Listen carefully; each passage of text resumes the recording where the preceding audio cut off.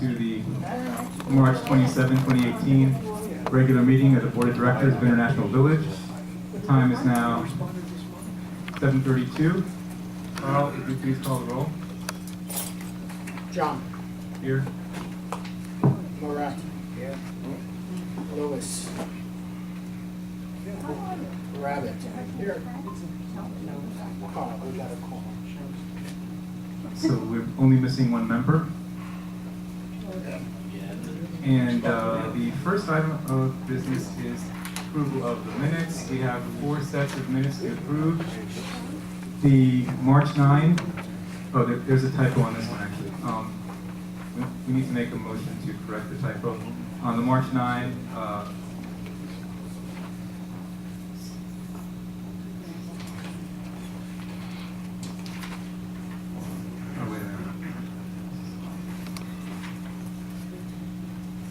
actually, it should be the March 7th, no, the March 6th. The March 6th, 2018 organizational meeting minutes. The February 27, 2018 annual meeting, membership meeting minutes. The January 23rd, 2018 regular meeting minutes, and the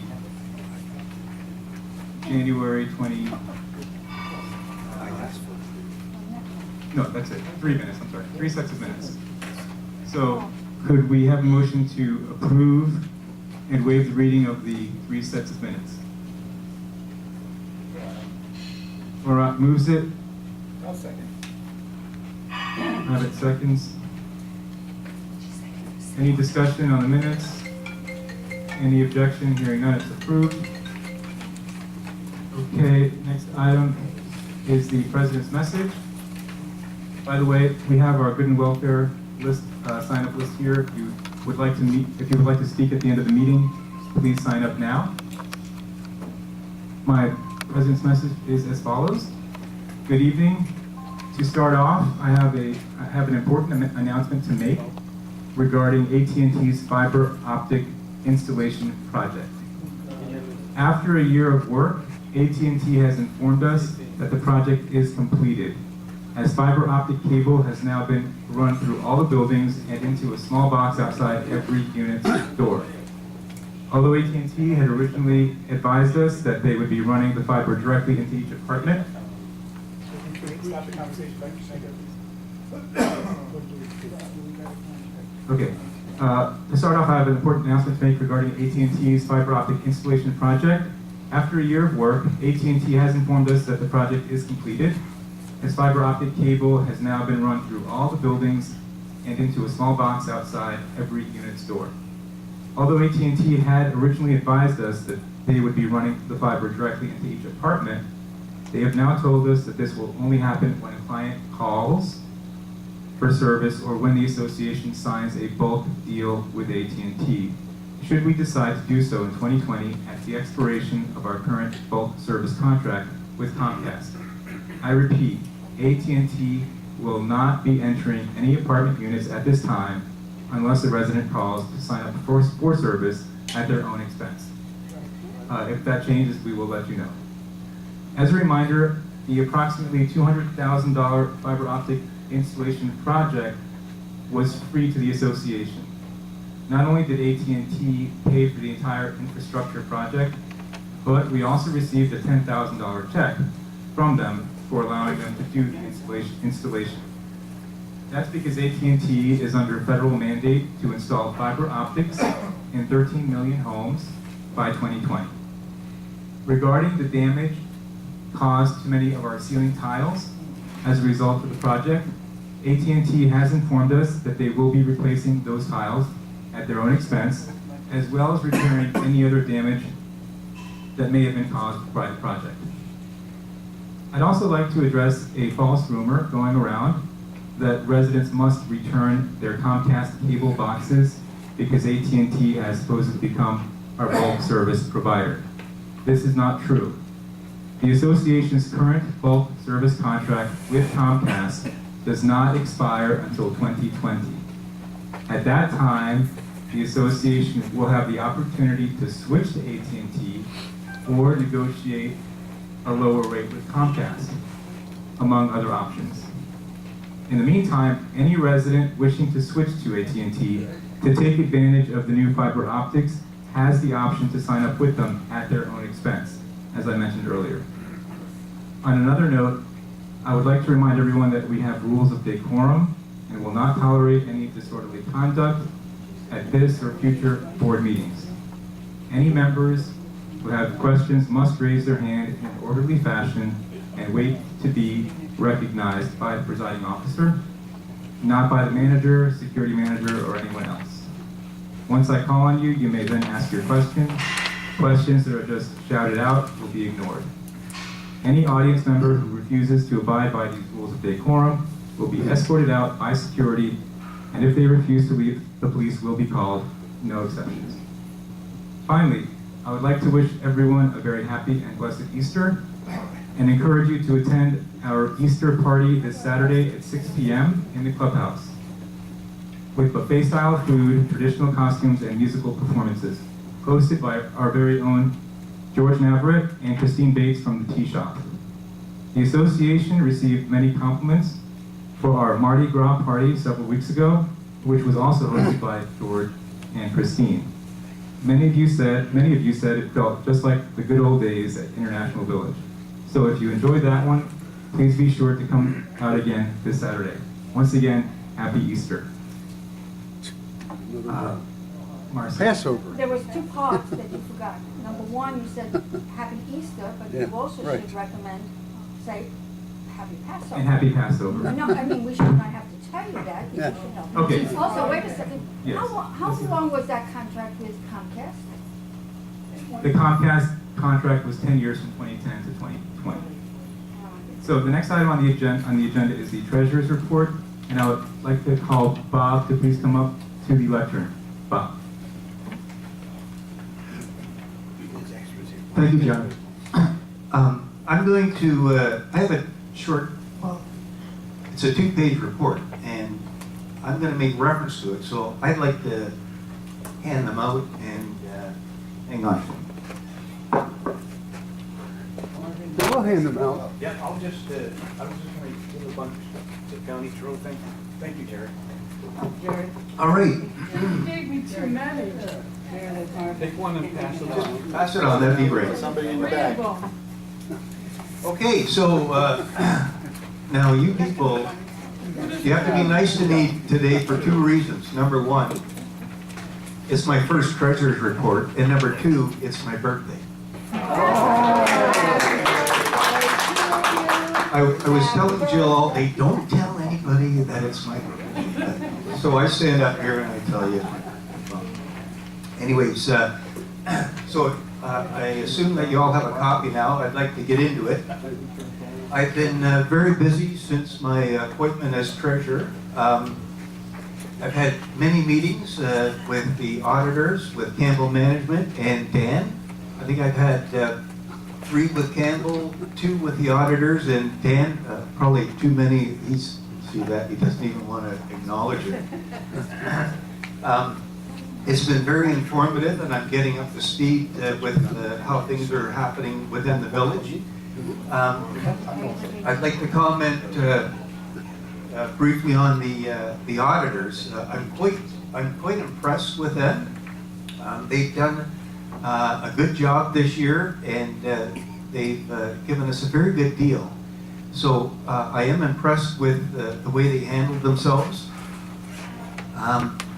One thing of particular note is their audit report was signed March the 19th, and last year's audit report wasn't signed until June the 29th. So we are far, far ahead of where we were last year, which is great. I'm hoping that by the end of April, the 2017 audited statements will be complete. Last year, the 2016 statements weren't issued until around July of 2017.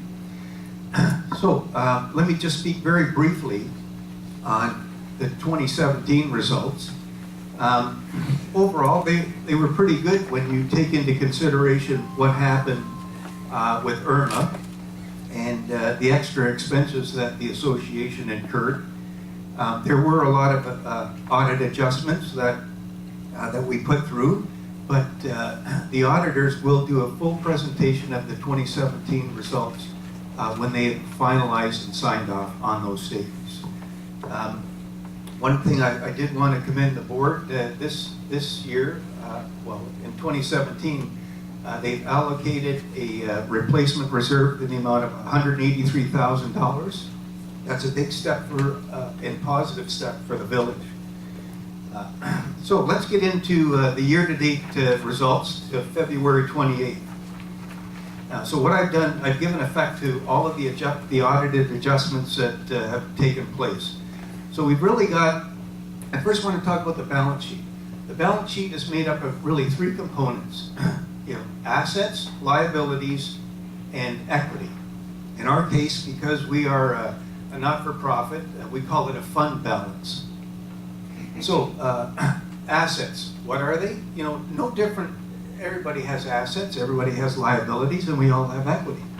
If you look at it from a personal perspective, your assets would be your car, your home, your cash. Hopefully you got some cash in the bank, that'd be good. You got assets, you have liabilities, what you owe. You probably owe on credit cards, like we all do. You might have a mortgage. So you take what you own minus what you owe, that gives you what your equity is. No different than the village here. So if you look at our balance sheet, we have total assets of close to $2 million. And I've given the breakdown there. And the first two components are operating and special assessment cash and replacement cash reserve. And that's our new cash reserve that was set up at the end of last year. So that total, that's unencumbered cash. $700,000 we have in unencumbered cash. Now, you might be wondering, well, is that high? Is that low? What should that be? Kirk sent me and the board a great email yesterday, and I responded to him this morning. But it was all about boards of directors and, are they stashing away too much cash? And basically, there's a rule of thumb. You should have, a maximum of like 4 months of your expenses in cash. Now, my rule of thumb is anywhere from 2 to 4 months. Now, our monthly expenses are $300,000. So 2 months, the low side, would be $600,000 of cash, up to $1.2 million. Where are we? We're at $700,000. So we're at the lower end, but that's okay. That still gives us some room to do some things and to buy some things that we feel will help the village out. So just to give you an idea, I wanted you to get a good feel for that. The next number I've got we have like $476,000 in restricted cash. And what that is, that's maintenance and tenant deposits. We need to hold that money separately because that's not our money. We owe that back to the owners and or the tenants. So that's made up of the maintenance deposit. That's the 3 months for an owner when he first buys here. If he's well behaved in 3 years and he has no arrears, then he'll get that money refunded back to him. And the tenant deposit, that's the $400. There's $400 as a security deposit that every tenant in the village has to pay. So that eventually, when they leave, they get that money back if there's no issues with them leaving. And there's one more item in that $476,000. That's the federal, the home federal fund. We owe home federal a loan of about $128,000, and they're holding about $161,000 of our money. So I am going to recommend to the board that we actually repay the loan, so long as we can repay that loan without penalty, because we might as well free up the additional cash as well as reduce our interest expense that we're currently incurring on the loan. So that's the Wilma loan? I'm sorry? Is that the Hurricane Wilma loan? Yes. Yeah, Please, that was no a special questions, assessment. no questions, no interruptions, please, until the end. Okay, so then after that, we've got accounts and special assessment receivable. Now that's net of an allowance. So people in the village, owners, owe us about $711,000. We have an allowance for doubtful accounts of almost $345,000 against that. So, you know, we are looking to collect about $365,000. That's high. Like that shouldn't be that high in my viewpoint. And that's one of the things that once we get over the audit and get moving a little bit into this year, we're going to really focus on and try and get that down to what I feel would be a more reasonable level. Just a case in point, I was checking a financial statement over in Environ 3. They have that condo court is about half the size of ours. So they're like 420 units. And their accounts receivable are only 44,000. So we're out of sync here. So we've got a lot of work to do, but you know, if we can turn that receivable into cash, that'll be more cash for us to use to beautify and to make International Village a better place. Prepaid insurance, $356,000. That's really the unexpired amount of our insurance for the year. And we have the only other asset we have is laundry equipment, and that's net of accumulated depreciation of $36,000. So we have $100,000 in laundry equipment. So all of that totals up almost $2 million. So what do we owe? Our liabilities, accounts payable and accrued liabilities, that's water, accounts payable, electricity, some legal, insurance payable. That's the loan that we have to repay or to pay on our insurance policy. We're paying that in monthly installments. We have deferred cable income. That's the last 2 years of the Comcast deal. So that'll get amortized down in 2019 and 2020, and that'll go to zero. And then we'll be free to negotiate with probably AT&T and Comcast. That's going to be we're going to be in a great position because we're in a very powerful position because we can leverage one of those companies off of the other. Maintenance and tenant deposit liability, that's the amount that I talked about previously. We've got that money actually set aside in the bank account to pay that. And the note payable, that's the note payable to Home Factory. So our liabilities are just over $1 million. So we got $2 million in assets, $1 million in liabilities. We got $1 million in equity. And that's the fund balance. And that's now made up of an operating reserve of almost $782,000 and $183,000 in our new reserve that we set up. So over to the income statement. The income statement, this is for the 2 months ended February 28th. We're $60,000 over budget. And I've highlighted what the main areas are. Income, we're $8,500 shy.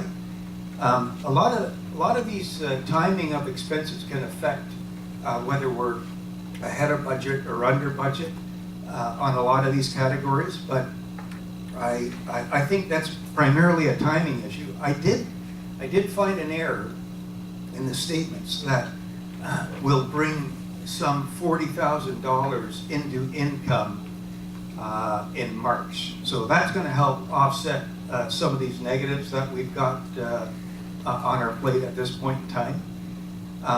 General and administration, we're over budget by $5,800. That's primarily legal fees and miscellaneous expense.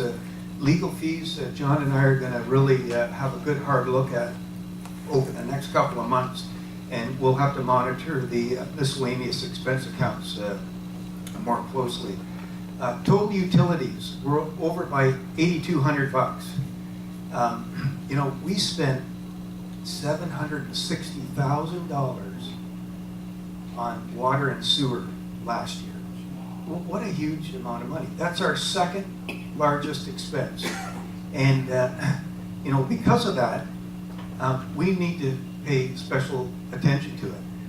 We're over, I think, for the first few months is because those snowbirds are here. Like, we gotta get rid of those snowbirds. I'm one of them.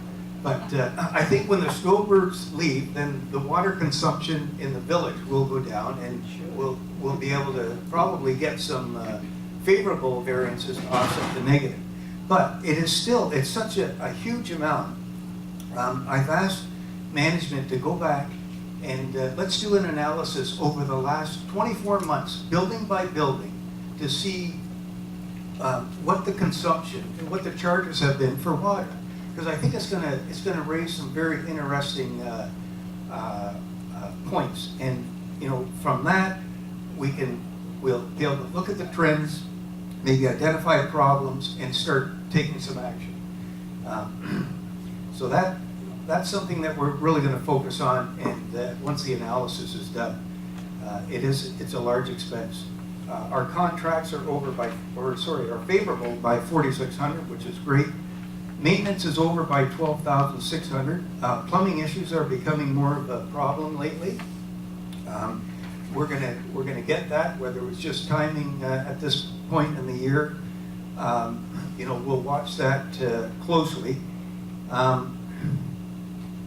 And our supplies, our maintenance supplies, were over budget quite a bit.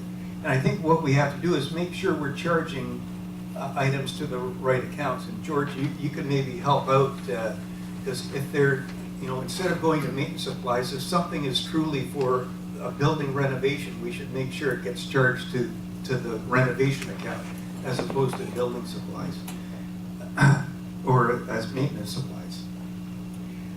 Salaries are over budget by almost $30,000 for the first 2 months.